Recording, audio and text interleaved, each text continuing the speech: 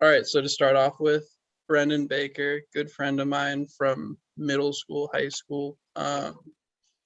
Yeah, you can look him up on Spotify under Brendan Baker. And what's your Instagram? What's your It's at bbus.ic. sweet? And we'll put links to that in the description Yeah. as well. So just to start off with, how would you describe your music, just generally? I like to describe it as alt pop because I feel like I draw a lot of influences from different places, but I feel like a lot of it comes together in sort of like a pop music way. In that I like hooky and catchy sounds. I think a lot of my music is derived from trying to find things that I would want to listen to myself. So I like to experiment with that and try to figure out what sounds good, what sounds hooky. So yeah, I think my genre is kind of alt pop Mhm, because it's a little more experimental than like regular pop, definitely. but nothing like super out there weird. I don't think. Yeah, totally. And just along Yeah. those lines, like, who are some of your influences? Yeah. Yeah, for sure. I grew up listening to pretty much only Coldplay, and then I got to high school and I branched out to Ed Sheeran. Real adventurous. And then college is where I really committed to like a depth of my music understanding. So I started to listen to uh, a lot of hip hop and rap. Like Eminem and Biggie was where I started, and then I Oh, branched off nice. into Kanye, Tupac, Jay Z, bunch of different areas there. And then I found John Bellion, who I think is just like kind of my role model for alt pop. Like he just makes such good experimental, hooky, catchy things that always stays interesting. So that's Mhm, kind of what I hope to achieve with my music in a way is that like hooky, catchy feeling that I can listen to over and over and never get tired of. mhm. Um, and then also like people like Justin Bieber, Shawn Mendes, who are like really into the pop scene, who have been there for a while. Um, I study a lot of their music too. I just listen to a lot of stuff. Recently, I've been listening to a lot of like punk and heavy metal. Oh, nice. So, it goes all over, Yeah, really. I'm just trying to make good music. that's awesome. Yeah, no, I love that. Yeah. Yeah, awesome. So, like, what was your musical journey? Like, I remember because, like, in middle school, I think you started with the piano. hmm Um, I think, if I'm not mistaken, I think your parents were like, "Oh, you can play guitar after you learn piano." So, yeah, I just wanted to ask, like, what was the order in which you started, like, learning instruments, and how did it lead to like production and where you are today, Yeah, that's a good question. I think or like it approximately? Yeah, it started with recorder in third grade, right? That's the California mandate, right? And then I always kind of knew that I liked to sing, like I just always was humming melodies or singing something. So Yeah. that was always there. And then my first ever lessons were with piano, like you said, in about fifth grade, I think. Mhm. Started there, hated it. I thought piano was terrible, worst thing ever. So then I stopped playing and I played guitar for 3 years in group lessons, which were not great, not really productive, but I learned some things. Mhm. So from sixth to eighth grade, I played guitar, and then high school hit, and I was like, I'm just gonna do musicals. That's it, and I'm not gonna play any instruments. I'm just gonna sing. And so I started taking vocal lessons Mhm. in the end of eighth grade, going into ninth grade, and then kept doing that. So I really matured a lot as a singer, but then those other skills kind of fell to the wayside. Sure. And then in high school, around my junior year, I started playing guitar again. And then I picked up college. In college, I picked up piano. Mhm. Um, and I've started playing bass recently. So those are kind of Nice. So kind of full circle. Like, yeah, right. I kind of went all the way back, and now piano is my favorite instrument to play. So it's kind of funny how that happens. But as far as production, I my senior year decided that I wanted to start recording some of the songs we were making for my band. Uh, Shout out Premonition, my boys Daniel, Johnny, Evan, Miles, and Will David actually was in it for a bit too. Oh, really? Yeah, we did a show with him. But we uh we started recording things, and I was just kind of like, I have this audio interface. I have Ableton Live Lite, which I got for free with the interface, so I might as well just try to like make some stuff work. And I got really fascinated by it and all the different things that you could do. Hmm. And so I started just learning it, and then in college I was determined not to study music. And then I took one music production class, and I was like, "Oh, this is the coolest thing I've ever done. Like, it's over. Like, I'm." So now I'm a music production major with a music minor, um, and yeah, that's just kind of what took off. I took one class learning Logic and just Okay. the basics of like how to run a DAW, and it just led to a whole host of music production stuff.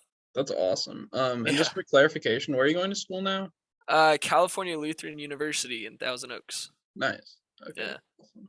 Awesome. Yeah, that's awesome. Weren't you in the choir too, or like a Mhm. choir? Yeah, so I started choir in junior year of high school, and I'm still in choir now as per my scholarship requirements.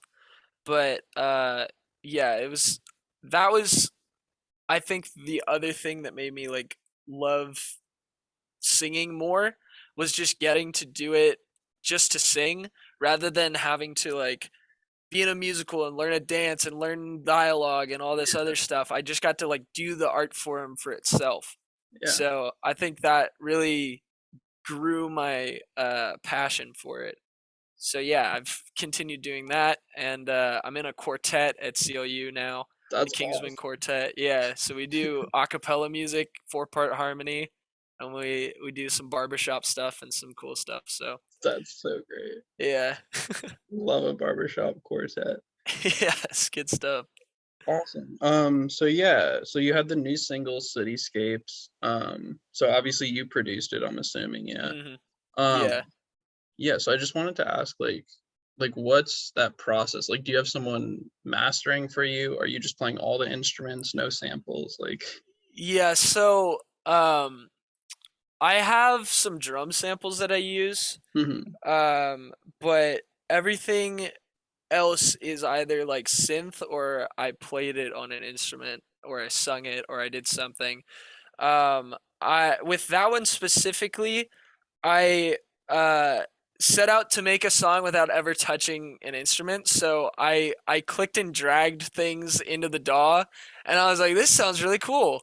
And then I before I knew it, I had a whole song, and I was like, okay, like I didn't play a single thing. I don't know I don't know what key this is in. I'm just singing, so that one was really fun to make. I did that in like 5 days. I think it oh, was done. nice.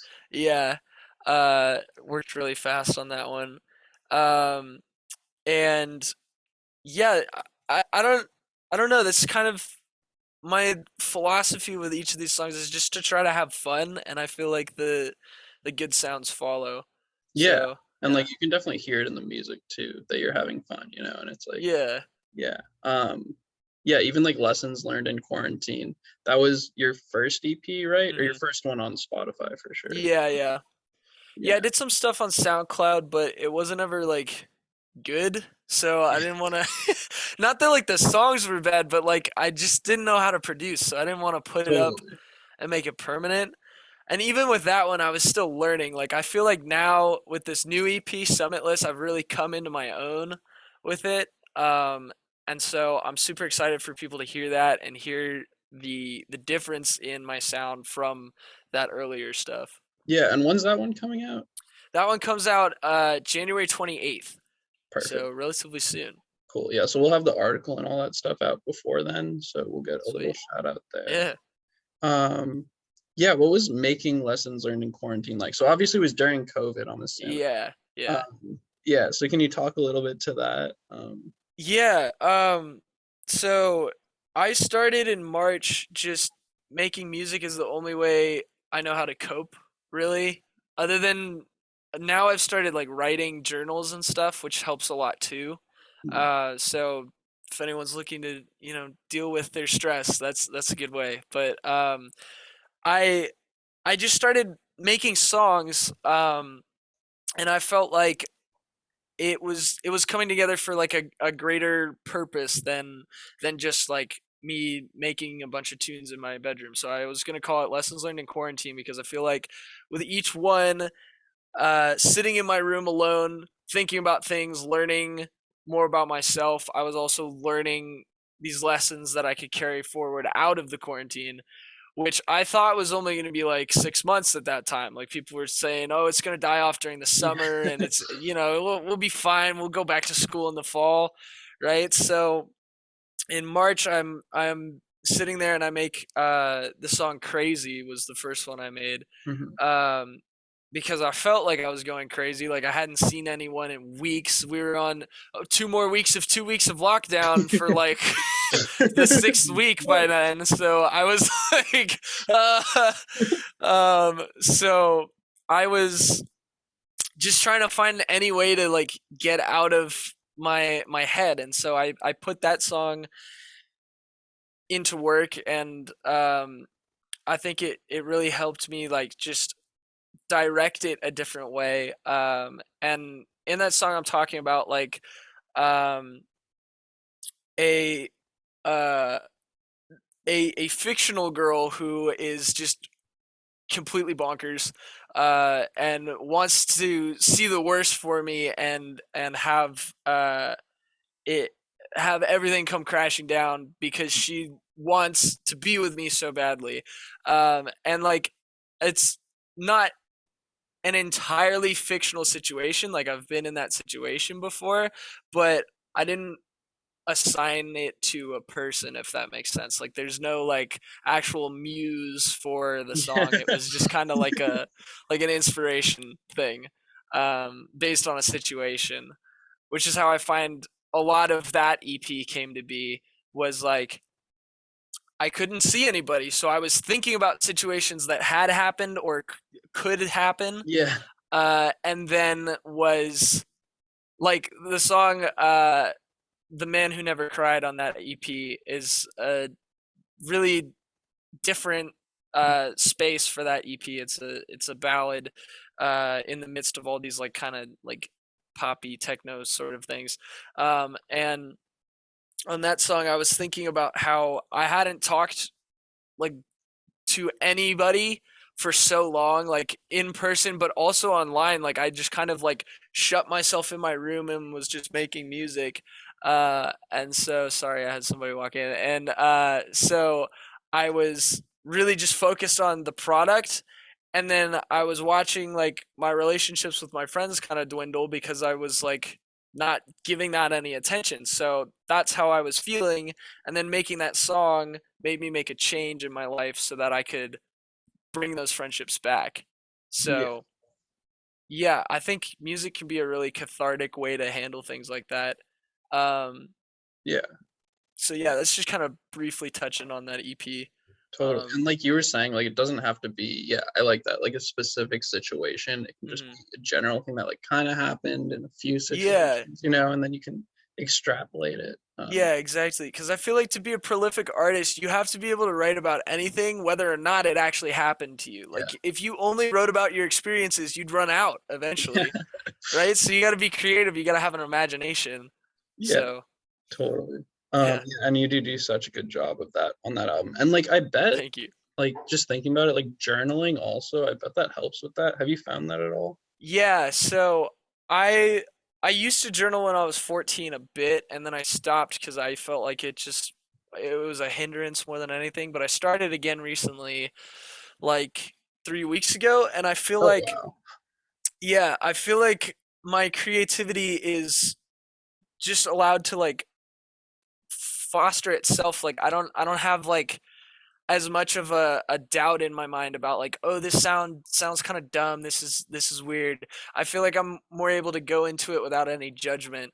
And so that's where you want to be as an artist. I think like getting rid of that judgment and just letting yourself create freely, Hmm. is such a good thing. And so I think that journaling really helps that, um, as well as just all kinds of mindfulness exercises. Like I think just being present is invaluable as an artist.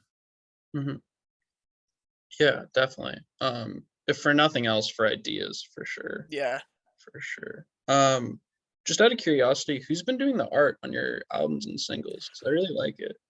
Awesome. That's my good friend Aaron. Aaron was my roommate my freshman year at college, and he's my roommate this year too. Oh, nice. Yeah, and so he does some really awesome stuff. If you want to check him out on Instagram, he's at Let the Air In.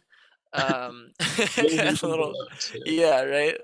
And then he's been doing some projects on his own. He's got a comic book called The Dark Eye Chronicles that he's been putting out. Yeah, that's sick. Yeah, semi inconsistently, and I'm still Yeah, waiting on the next chapter. But it's I'm very proud of his work, and he always does such a good job. And I try to pay him the best that I can, being a broke college student. But honestly, he deserves so much more than I'm able to give him. But yeah, he's a great guy and he does great work. So if you want to check some of his stuff out, that's where you can find him. yeah, he'll be linked below, and like, yeah, no, they're awesome. They're so Yeah, good. I he really is my creative design team. One person.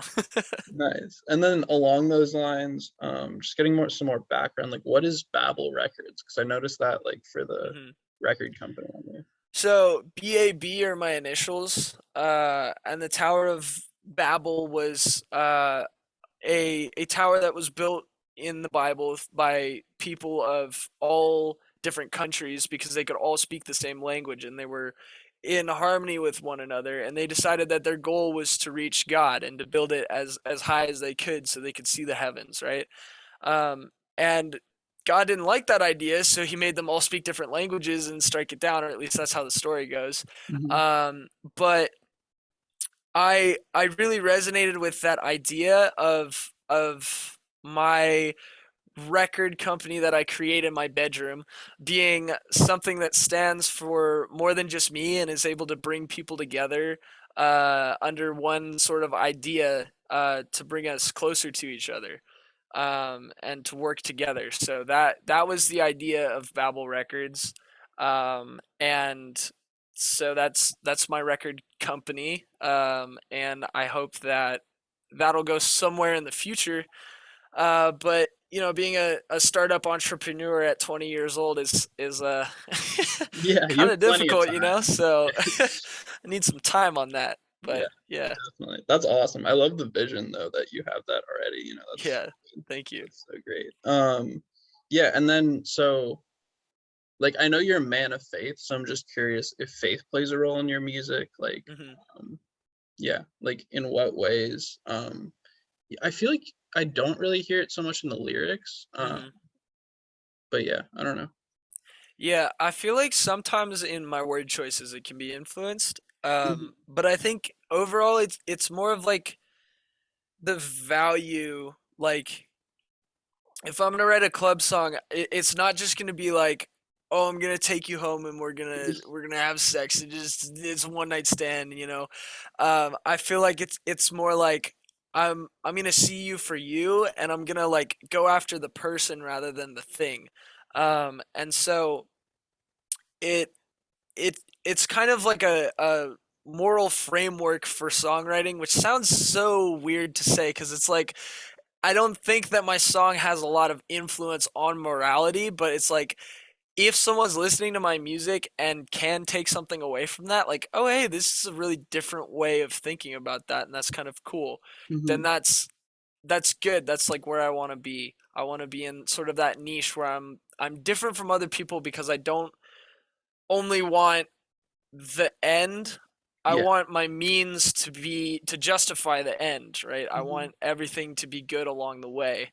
Um, so I think that's really how it plays into it, and it doesn't necessarily show itself through my music, but No, it more doesn't. just through Like it's my not preachy at all or anything like yeah, that at all. Yeah, and I feel like that would be boring and it would be Yeah. overplayed if it was. Yeah, So and it would I take like I feel like a lot of times it like takes the artist out of it almost, you know what I yeah. mean? Like Yeah, it makes yeah. it more, you know? Um Yeah, for sure. Yeah, I really like the idea that like even though I'm a man of faith, I can be a normal person, you know? yeah. I can be the kind of guy that you go to the bar and have a beer Yeah, with, right? exactly. Like it doesn't have to be like I'm set apart, I'm this like called out individual cuz we're all just human, you know? Like I make so many fuck ups. Like we're we're all just trying to make our best. So, Yeah, that's awesome. yeah. That yeah, along those lines, I kind of wrote this question as a joke, but like what do you think? Do you have any opinion as on Kanye or like Kanye right now? Kanye Because is I feel like going he's been through in it the right now, news. dude. Like Yeah. he's oh If you don't, that's okay too. You can skip. no, I so I love Kanye, but I don't think I love Kanye for all the reasons people love Kanye. Like I think I think he's just like so genuine. Yeah, Even when he's like batshit crazy, like yeah, it's to his own genuine. detriment. It's like He's what genuine. he thinks, and he believes it, and he's committed to it. Yeah, Like I watched the Joe Rogan podcast with Kanye, and I was yeah. like, Where he this was guy like is on running for another president, level. or like Yeah, yeah, like he was trying to run for president or vice president or whatever it was. yeah. I I would have voted for him, but I saw that he was running vice president, and I was like, that's not. No, I need Kanye as Not enough. president. Yeah, You know, right? But yeah, I think I don't know. He is I think an artist in all senses of the word, and he really does a good job of creating new visions and new ways to be and work, like his clothing line, his music, his the church that he created out in Calabasas that's super dope in the middle of I don't even know where, you know. So yeah, I think he's a really great creator, and I yeah, respect that a lot. yeah. No, definitely. Um, yeah, that's a really good way to put it. He's a Yeah. really good creator. He Yeah. has really good taste for sure. Mhm. Yeah, and then what's your new EP called again, or the one that's coming out? It's called Summitless. Um, Summitless. yeah. So what's the, I guess, like elevator pitch behind that if you have one, or Okay. what makes it different from Lessons Learned in Quarantine? Right. So this EP I think is really I've come into my own in terms of lyricism, songwriting, mixing, mastering. Like I think it's competitive with what's in the market today. Hmm. I think a lot of the pop music and stuff that you hear is kind of devoid of value and can make you feel just kind of numb. Yeah, And so it's I devoid think of humanity for sure. yeah, yeah, right. And so I have a lot of emotional uh I was gonna say emotional experience, but like Yeah, stuff that I put into my song, a lot of emotion in my songs, and so Summitless won't necessarily make the listener feel like there is no top, like the sky is the limit. That's my hope that you take away that from the EP, but I think the idea with Summitless is that you are coming with me on this journey, and we can go together as far as we'll let ourselves go, you know. And I think that it it doesn't have a peak so long as we don't put one there. So and by it I mean like not only my musical career but like whatever comes out of that, like the community that I can build with people, the friendships, relationships, the the things that that community would be able to then do if we're all of like mind and feel like we're running towards the same goal. hmm um like I've always fantasized about starting a charity organization that helps like clean up LA, like literally take the trash out because there's so much garbage, and I feel like the community service that is there just doesn't cut it. No. So that's one thing on my bucket list, and I have a bunch of other like community service like ideas that I want to pursue. And Mhm. so I hope that the people who like those ideas will gravitate towards me, because I feel like I have a lot to offer in the way of making that happen. Mhm. But what's weird is that I chose my career path to be music. That's what I feel like I'm called towards. So it's like, how do I bring those two things together, right? Yeah. So I feel like just trying to uh live as I preach, like trying to just do as I say, and really just stick to those guns of like, if I say that homelessness is a problem and we should help the homeless, then I should also be in like a soup kitchen, like Yeah. regardless of the dangers that may surround that for a person of celebrity or potential celebrity in the future. Yeah, So definitely. yeah. That's awesome, and I love that, especially, like, with the idea of the Tower of Babel, like, fits along so well, like, Summitless, it's perfect. I Yeah. love that so much. Yeah, thank you. Yeah, that's awesome, and just, like, my 2 cents, like, obviously, I feel like rappers in particular, a lot of them, when, like, they make it bigger or starting to make it big, like, they're really big in particular about giving back to the community, like, I know Mhm. Kendrick does that a lot, and, like, Yeah. um, C-Mac, like, a bunch of Mhm. people, but, like, yeah, so I don't know, just something to think about. Yeah. Yeah. Okay. Awesome. That's pretty much all the questions I had, unless there's anything you want to add really quick, anything you feel like I should have asked you that I didn't. Uh, No, I think you did a great job. I think that really covers everything. Um, just yeah, Summitless EP coming out January 28th. yeah. Follow me on Instagram and TikTok at bbus.ic, and then Twitter is Baker Brendan. I really need to get my socials in order. Everything's like out of whack. I have so many Yeah. different handles and stuff. I couldn't get bbus.ic on Twitter for some reason. They were like, no, that was not. No. I was like, what? You're a bot. Yeah, right. So whatever. But That's funny. yeah. So I'm making the rounds, and I'm hoping that people will resonate with what I'm doing, and support me in whatever way. Oh, I'm looking to start up some merch too. Oh, So really? yeah, if anybody's interested, reach That's out. exciting. So will that be, do you want to do that with the EP or like afterwards, just going forward? Yeah, I think so. I was planning to do a free shirt giveaway for one of the people that pre-saves my EP.